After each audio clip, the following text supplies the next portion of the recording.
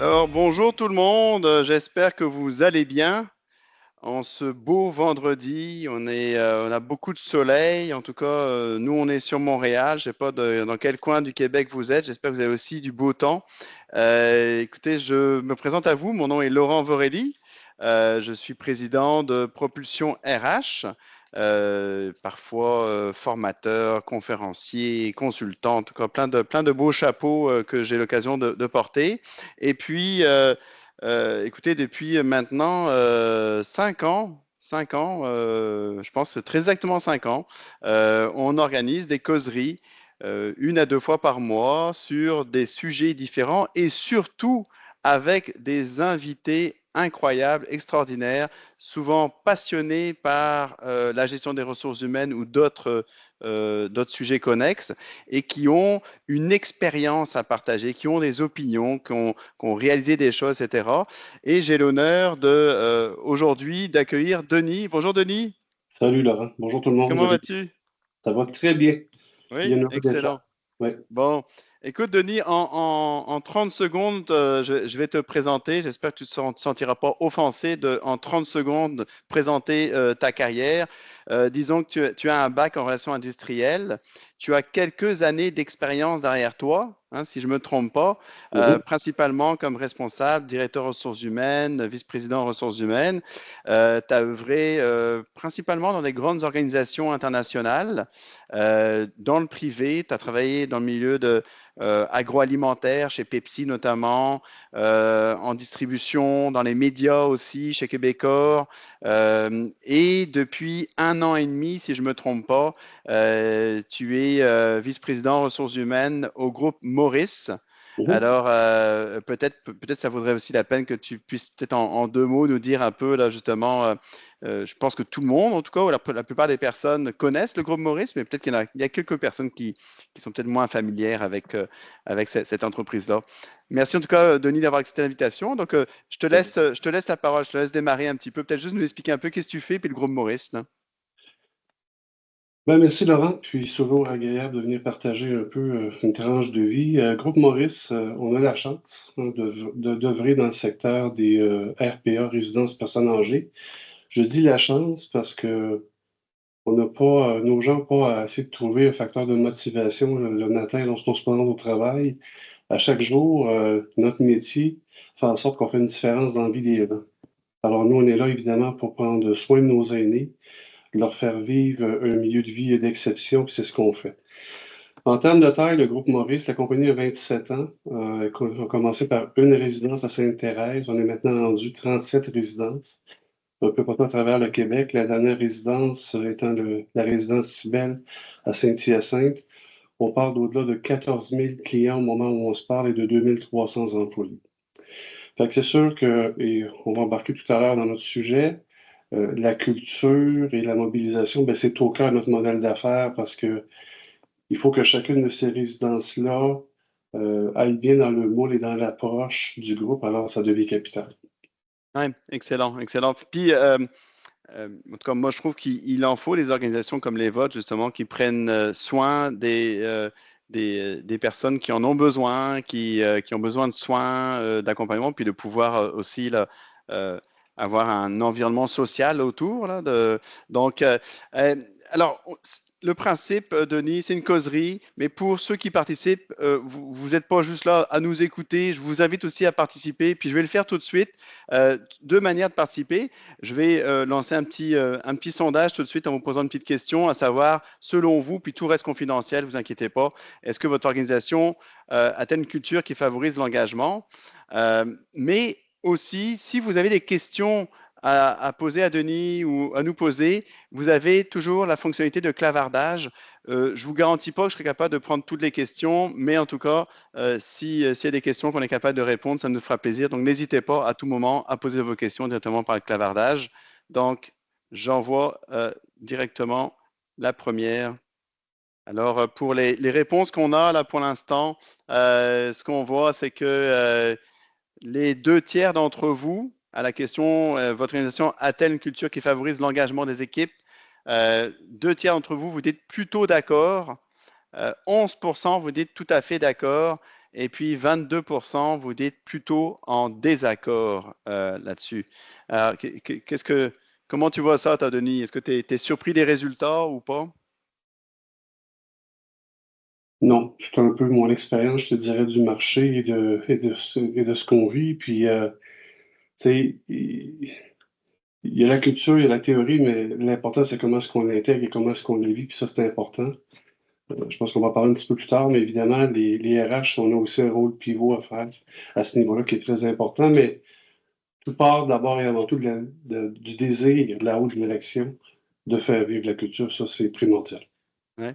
Et comment, toi, de par ton expérience, tu vois le lien qu'il peut y avoir entre la culture organisationnelle d'un côté et la mobilisation des équipes de l'autre? Ben, écoute, c'est sine qua non. Il faut vraiment s'assurer que c'est au cœur de tout ce qu'on fait. Il y a l'intention, mais il y a aussi la façon dont on le démontre, là. Ce qu'on dit en anglais, le walk the talk, ça, c'est capital. Tu sais, je disais en entrée, Laurent, que nous, on a la chance à tous les jours.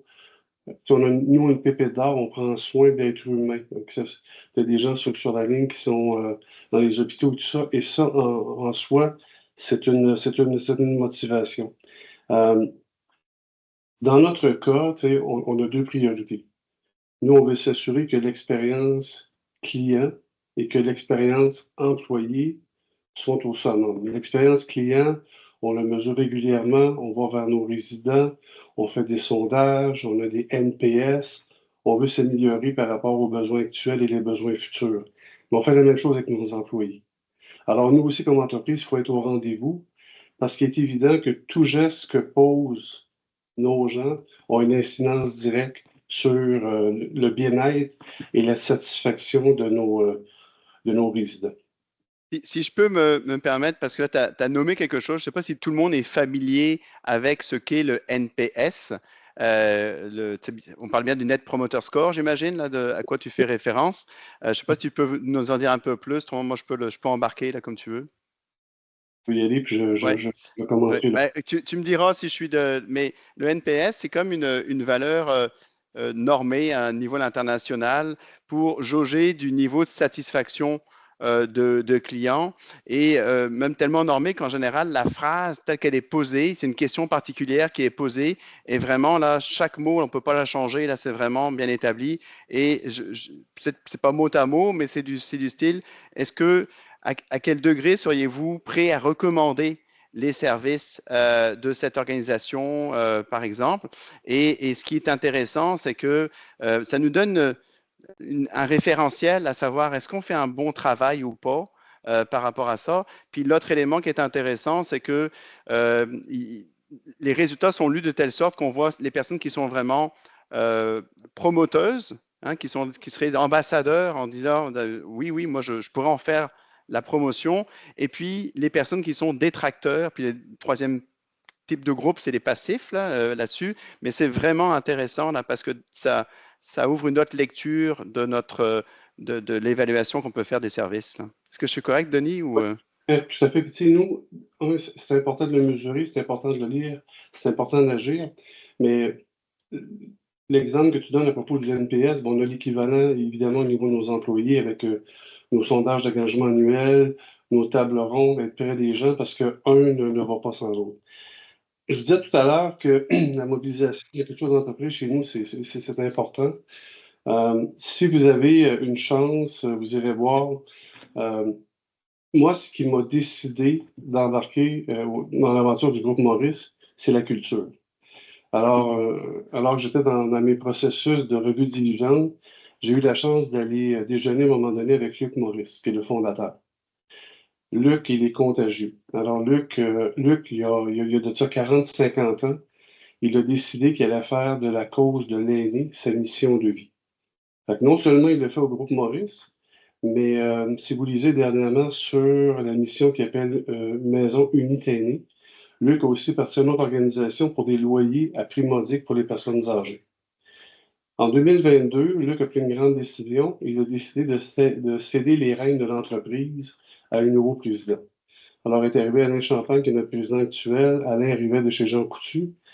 Ils ont tous les deux une chose en commun, ce sont deux êtres humains d'exception, puis dont, pour les deux, l'être humain est au centre de tout ce qu'ils font. Ça nous a amené comme organisation à nous redéfinir et à recomprendre comment est-ce qu'on va évoluer. Luc est encore un partenaire financier, mais maintenant, on gère l'entreprise. C'était bien important de comprendre notre culture d'entreprise, comprendre ce qu'elle veut dire, de la rendre visible. Puis la comprendre, ça ne veut pas dire que le vice-président ressources humaines et son équipe l'établissent. Il faut la comprendre à travers les yeux des gens. On est en 2025 on a tout rebrandé, on est en relancement de nos valeurs et comportements. Mais ça, on a fait le travail, on a pris des pas de recul. On est allé voir nos gens. On a fait des poules avec les employés. On est arrivé avec nos nouvelles valeurs. Dites-nous ce que vous en pensez, comment est-ce que vous les lisez. La culture, là, c'est la représentation de ce que les gens en pensent aussi. C'est intéressant que, puis en attendant, là, je vais partager un autre sondage pour tout le monde. Parce que là, ce que j'entends, ce que tu as dit, un élément majeur pour toi de la culture et ce qui t'a mobilisé, ce qui t'a engagé à travailler au groupe Maurice, c'est notamment un leadership inspirant de par le fondateur. Moi, j'ai la question à vous poser à tous, à savoir, de votre côté, qu'est-ce qui, puis deux maximum, là, qu'est-ce qui est selon vous mobilisateur? Est-ce que c'est le leadership inspirant, vision et des valeurs claires? Peut-être vous allez me dire tout ça à la fois, mais peut-être les deux principaux, une communication transparente, la reconnaissance et la valorisation, les opportunités de développement ou l'équilibre travail-vie personnelle. Je pense que ça va être intéressant de pouvoir voir les résultats. Donc, je vous invite à compléter ce petit sondage-là. Donc, à date, à ce qui ressort le plus fortement, je vois que ce sont leadership inspirant. Donc, tu n'es pas le seul, Denis, là-dessus. Ça semble être un facteur déterminant de mobilisation. Puis le deuxième, c'est la reconnaissance et la valorisation là-dessus. Tes votes auraient porté sur quoi, Denis? Pas mal ces deux-là. Évidemment, culture veut dire ici aussi en faire la promotion et l'adhésion. Je te dirais qu'une vision avec des valeurs claires est importante aussi. Il faut Ouais. faire attention pour pas que ça demeure théorique, il faut que ça soit pratique. Puis je vais en parler un petit peu tout à l'heure. L'intégration des processus RH est très importante. Ouais. Ben, c'était ma prochaine question pour toi. Là, puis c'est sûr que vous avez effectivement une petite longueur d'avance de par votre mission, hein, comme mettons d'autres organisations, des OBNL, etc., etc. Euh, mais moi, ce qui m'intéresse, c'est savoir de quelle manière un département des ressources humaines, puis bien sûr de par la direction des ressources humaines, mais pas que, comment peut-elle être impliquée, comment peut-elle influencer cette culture organisationnelle? Ouais, ouais. Je commencerai peut-être par te répondre dans l'abnégation. OK? OK.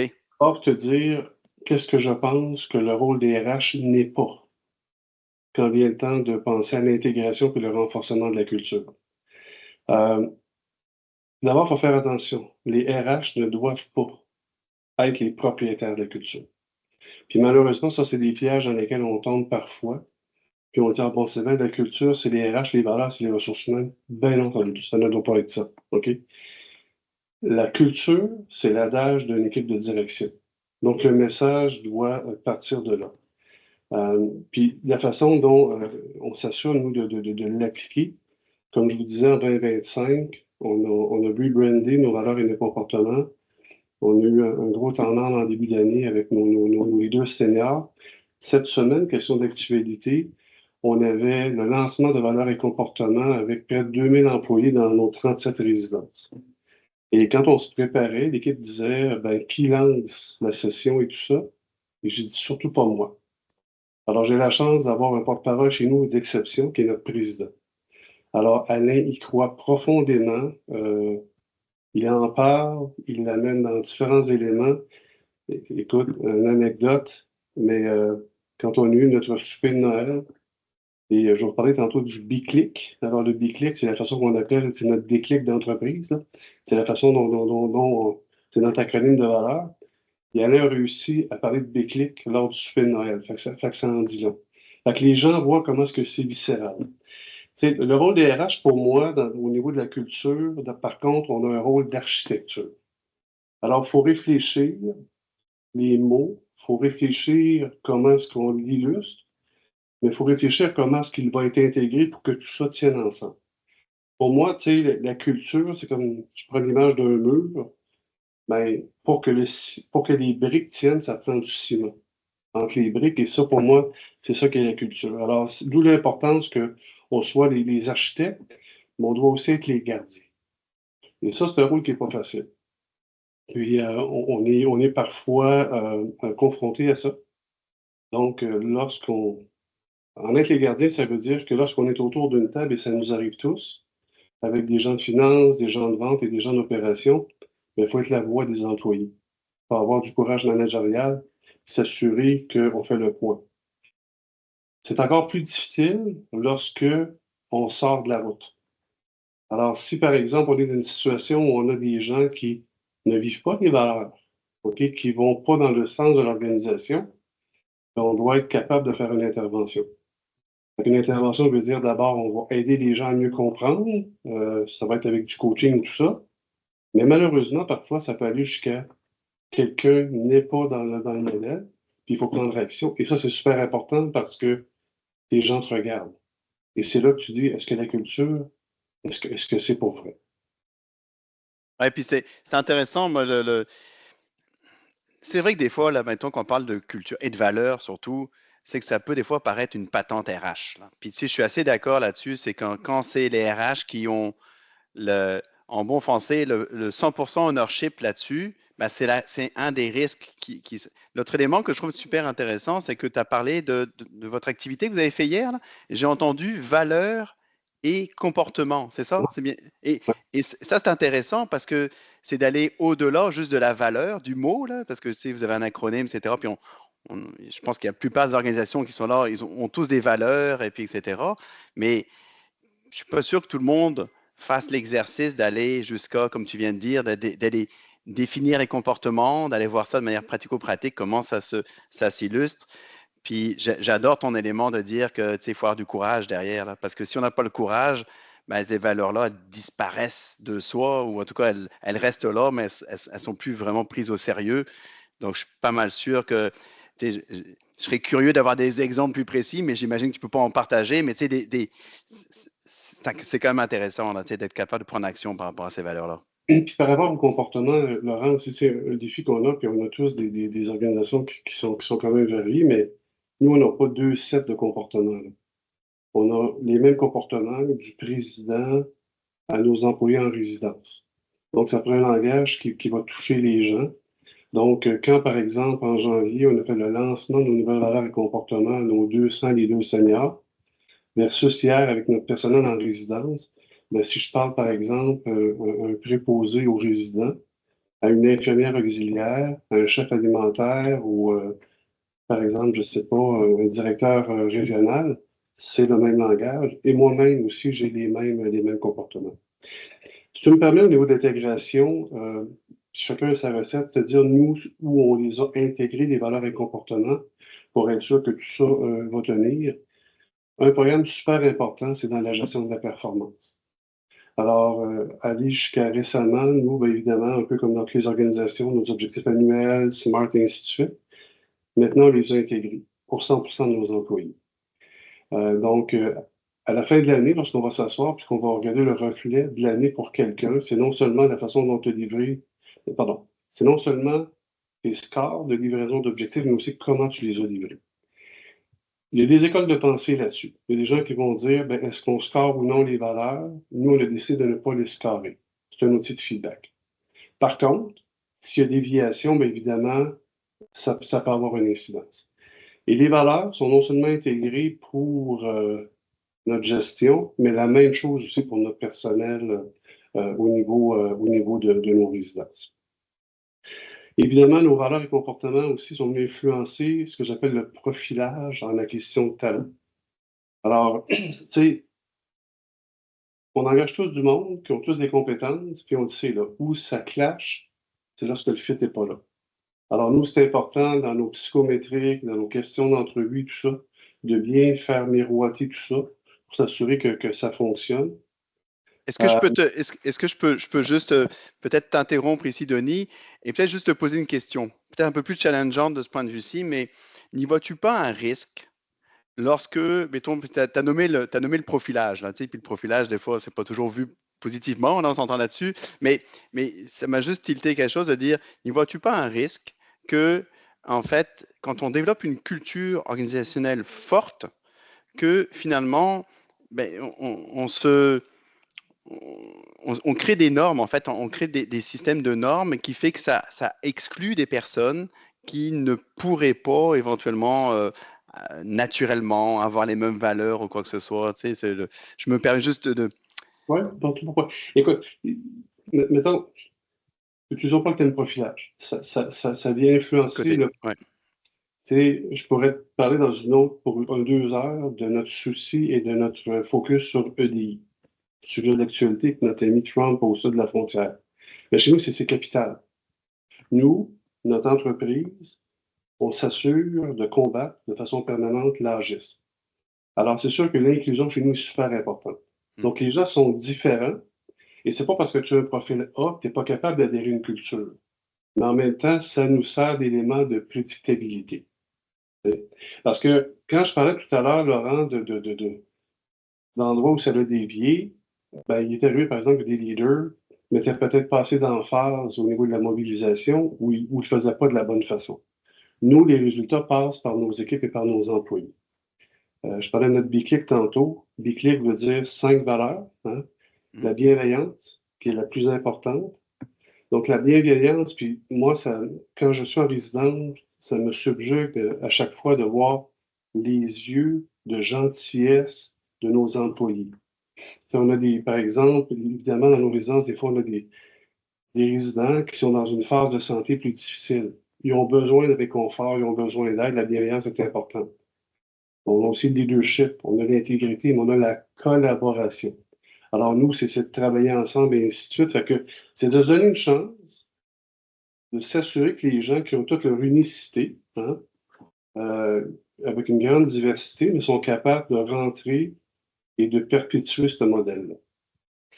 J'ai une question qui me brûle les lèvres là-dessus, c'est que tu as nommé le leadership inspirant comme étant un élément déclencheur pour toi pour avoir décidé d'intégrer le groupe Maurice. Puis tu l'as nommé en même temps un facteur essentiel. Il y a beaucoup de personnes, puis moi, on travaille essentiellement avec des professionnels de ressources humaines et des fois les retours que j'ai, ben, c'est difficile pour nous d'impliquer la haute direction, le président. C'est quoi ta recette? Comment tu t'y es pris pour être capable de le faire? Je peux imaginer que ça dépend aussi des styles de personnalité, des membres de la haute direction aussi, mais est-ce qu'il y a des astuces, des trucs que tu pourrais partager euh, Les, avec nous? me- les mesures et l'impact sur les résultats d'affaires. Donc, travailler avec des KPI, travailler avec des mesures, travailler avec des choses qui viennent parler. Par exemple, la culture a un énorme impact sur le roulement. Et ça fait très mal aux organisations. Tu sais. Alors, tu perds des joueurs clés, tu réentraînes des gens et ainsi de suite. Il faut travailler avec des éléments, faire des bons business cases. Puis je le sais, là, parce que c'était, écoute, Laurent, oui, j'ai quelques années de, derrière moi, mais c'est toujours, quand on est des professionnels en ressources humaines, de faire nos business cases et tout ça. Parlons le langage des opérateurs. Il faut que les gens comprennent. Assurons-nous que ça en fait partie. À l'automne passé, quand on a fait une retraite pour revisiter notre plan stratégique, je peux dire que la culture est un pilier qui est au centre. OK? Puis sérieusement, là-dessus, je me serais battu. Je ne serais pas sorti de là sans que la culture soit là. Mais tout le monde a adhéré, puis c'est un rendez-vous obligatoire. Intéressant, puis je vais me permettre de donner peut-être un autre élément de ta recette, mais je sais pas. Mais moi, juste basé sur une expérience que j'ai eue avec toi et puis ton équipe, j'ai eu l'occasion de donner une formation à ton équipe, je pense que c'était en fin d'année dernière. Puis ce que j'ai vu de toi, c'est que tu es quand même un leader RH qui ne prend pas toute la place, mais au contraire laisse beaucoup de place aussi aux différentes personnes autour de la table, etc. Et je peux imaginer que c'est ton approche aussi au niveau de la haute direction, beaucoup en mode questionnement, beaucoup en mode écoute, etc., qui doit certainement être apprécié aussi. Mais écoutez, moi, je crois beaucoup, là, quand on parle de PARH, le A, pour moi, c'est la lettre la plus importante, là. Il faut avoir une bonne tête d'affaires, il faut parler le même langage. Puis, du jour au lendemain, tu peux pas dire on fait une culture, là. Il faut que le terreau soit prêt, mais ça veut dire que ça passe par notre influence. Souvent, en ressources humaines, je veux dire, regarde, les budgets, le line management et tout ça, c'est souvent dans les opérations. Nous, le pouvoir qu'on a, c'est l'influence. Il faut le travailler, ça se cultive définitivement. Euh, L'autre élément aussi, tantôt je parlais d'intégration, la culture, il faut en faire du renforcement.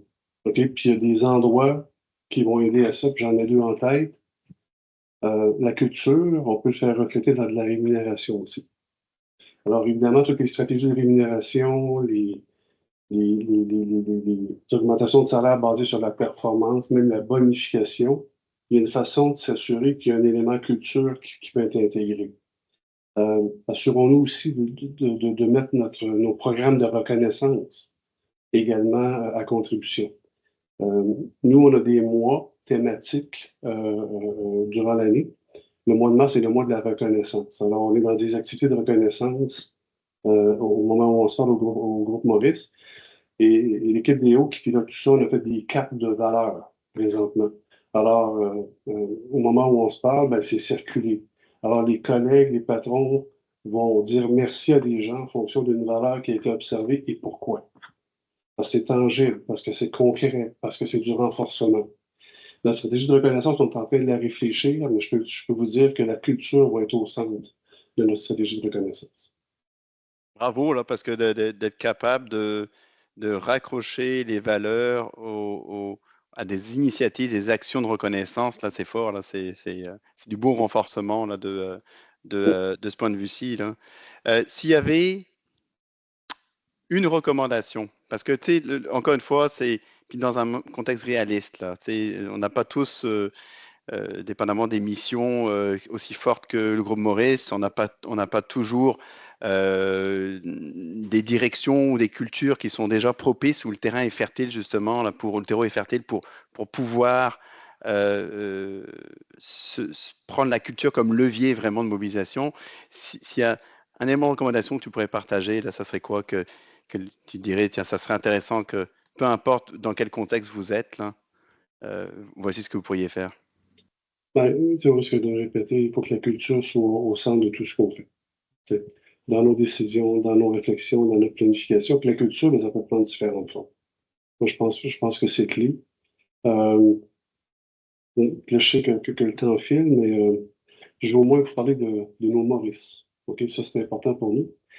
Euh, Quand on a rebrandé, puis là, on le voit, là, parce qu'évidemment, là, les Y et les Z prennent la place dans nos entreprises. Tu sais, valeurs et comportements, là, ça peut être beige, là, ça peut être drame. Tu sais. Puis on s'est questionné comment le promouvoir et tout ça. Puis les gens sont arrivés avec ce concept-là, on est des Maurice. Alors maintenant, nous, on ne parle plus de nos employés, on parle à nos Maurice. OK? On a un descriptif. Les gens se promènent fièrement avec du merch qui est cool. OK? Fait que des gilets, on est des Maurice, puis c'est des gilets fabriqués au Québec, ESG, en coton recyclé, et ainsi de suite.